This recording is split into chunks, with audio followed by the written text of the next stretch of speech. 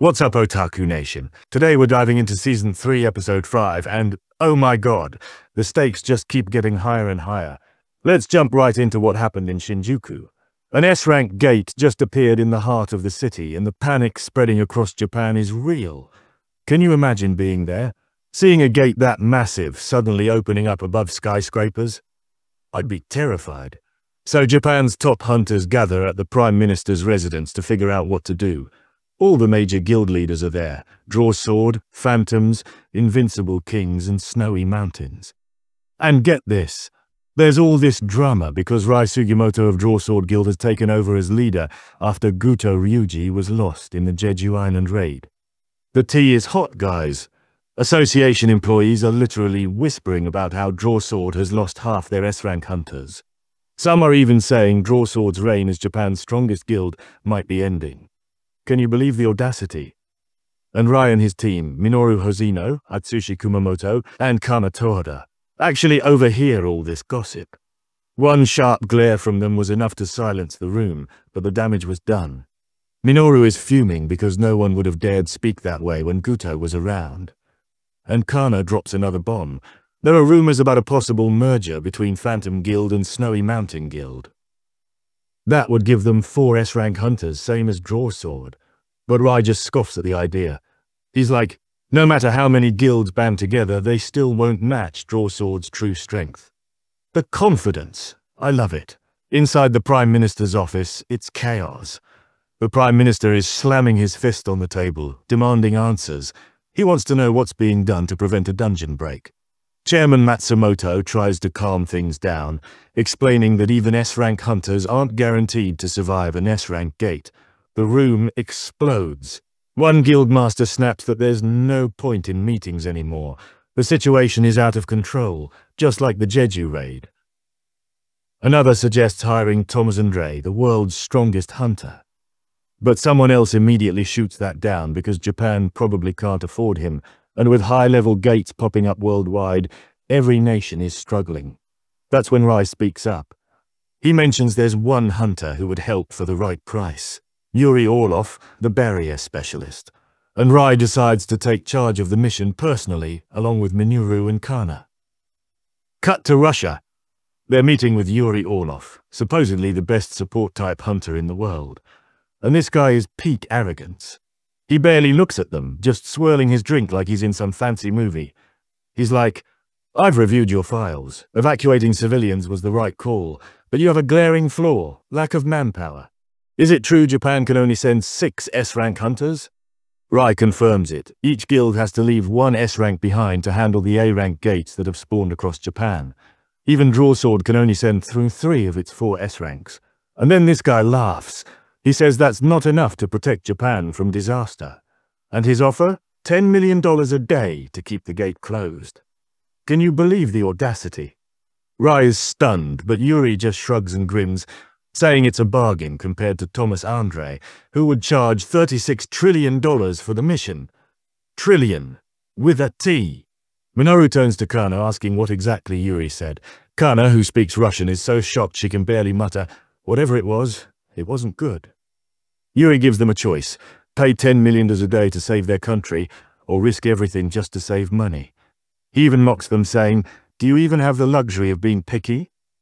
Even if you begged while licking my boots, it still wouldn't be enough. Rai challenges him, asking if he really believes his abilities justify such demands, and Yuri has the nerve to claim he's far superior to the 2 S-ranks standing behind Rai, calling them losers. Minoru and Kana snap. Their blood is boiling. They lunge forward to put this Russian in his place, and then they freeze mid-motion, completely locked in place by an unseen force. Yuri is literally taunting them, daring them to move if they can. These are seasoned S-rank hunters who faced countless powerful foes, and they can't even twitch a finger. How did Yuri immobilize them so easily? With no better option, even though the price is steep, Rai reaches out to the authorities. The deal with Yuri Orlof is set in motion. Japan is desperate. Meanwhile, in Korea, Jin-Woo is in high spirits. He's made his way back to the Ajin Guild office, thinking about his rapid progress. He's reached level 101, obtained the key to the Cartinon Temple, and level 102 is within reach. As he parks his car, guess who he sees? Hunter Hae-In. The moment their eyes meet, she tries to leave, but Jin-Woo sprints after her and suddenly appears beside her. He's like, "Why are you avoiding me? What are you doing near my office?" And she explains she left her car in the parking lot during their last visit when they used shadow exchange to leave. But before Jin-Woo can say anything else, Hae-In asks if he's free right now. She's thinking about that photo Jin-Woo took with Su-Yan, wondering why he chose an A rank instead of hiring her, an S rank. But something else is weighing on her mind. She finally opens up about the dream she had of Min Byeongu and how it's connected to Jin-Woo's powers. Jin-Woo's expression changes. A sudden jolt runs through his mind. They go upstairs to talk, and Hae-In is momentarily flustered being alone with him. Jin-Woo makes himself coffee and asks how Min Byeongu left a message for him. She tells him about that night, the eerie voice she heard, how Min Byeongu's shadow manifested before her. His presence felt urgent, almost desperate as he warned her about the hidden danger within Jin-Woo. He felt like he'd been revived solely to serve Jin-Woo. Yet the most unsettling part, he felt content in that servitude, as if it was his natural purpose. His final words hinted at something even more terrifying about Jin-Woo's power, a force unlike anything else. But before his shadow could reveal the truth about Jin-Woo's army, a sudden light engulfed him, cutting off the message. Even as Jin-Woo resumes his usual routine, Hae-In's words cling to him. Seated in a dungeon while his shadow soldiers battle, his mind drifts. If what she told him is true, his powers aren't just about getting stronger. There's something deeper, something dangerous. Jin-Ho takes a nostalgic turn, reminiscing about their past and how the dungeon reminds him of their early days raiding C-rank dungeons. Jin-Woo, barely paying attention, just reminds him not to talk with his mouth full as Jin-Ho eats. Jin-Ho suggests letting the shadow soldiers handle everything while Jin-Woo focuses on other matters. But Jin-Woo knows better. He earns fewer experience points when too far from his summons, and he can't always trust his soldiers to behave properly unsupervised. Jin-Ho asks about Jin-Woo's sister, Jenna, and how she's recovering after that horrific event. Jin-Woo explains she's still resting, but reassures himself she's safe with his most reliable shadow soldier watching over her.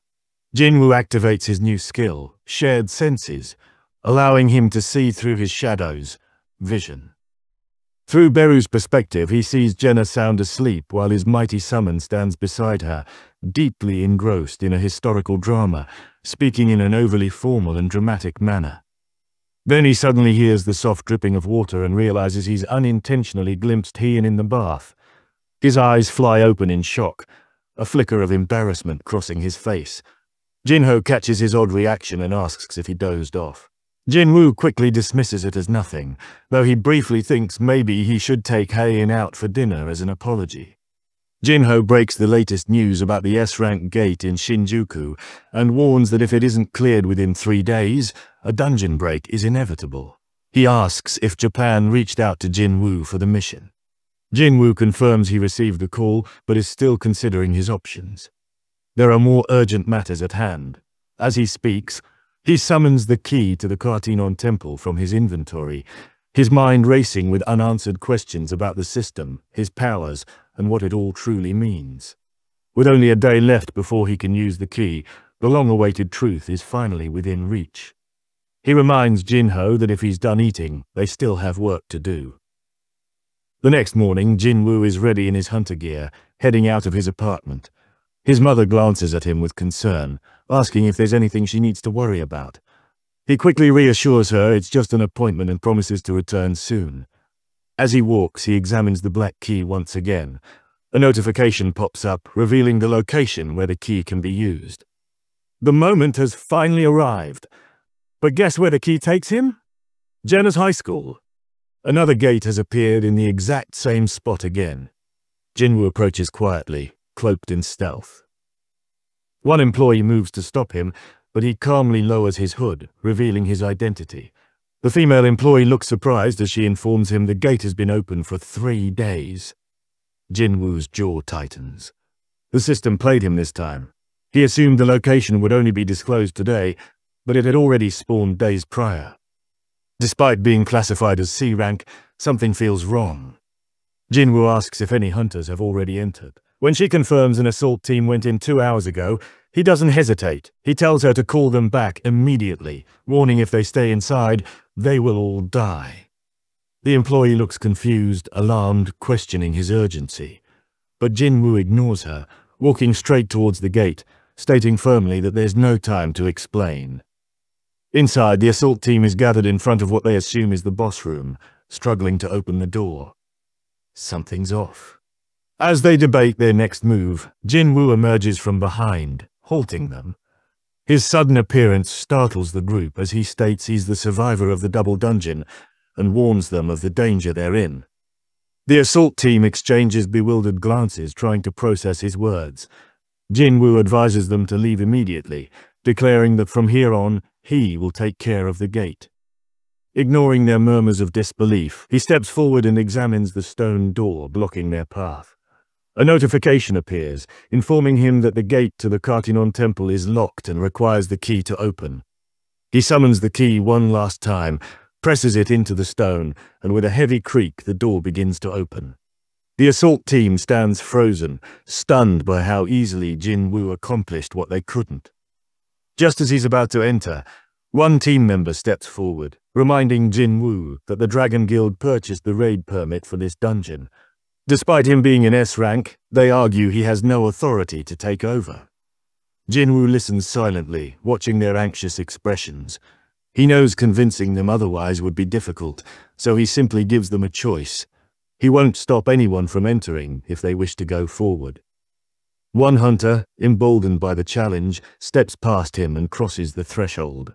A notification flashes instantly. Access denied to individuals who do not possess the key. The words barely register before a monstrous doorkeeper swings its massive sword down, aiming straight for the hunter's head. Jin-Woo moves in an instant, yanking the hunter back just in time as the sword smashes into the stone tiles, shattering them. The squad members recoil in terror, their gazes locked onto the crimson statue looming before them. Jin-Woo turns to the shaken hunter, asking if he still wants to continue. He explains that every monster in this dungeon is just as dangerous, if not more. Jin-Woo warns them to leave the dungeon immediately and report to the Hunter Association that a double dungeon has appeared. Then, without waiting for their response, he steps into the eerie chamber. A notification flashes. One who possesses the key has entered.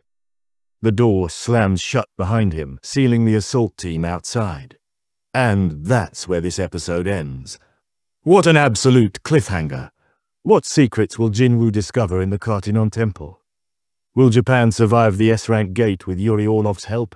So many questions that need answers.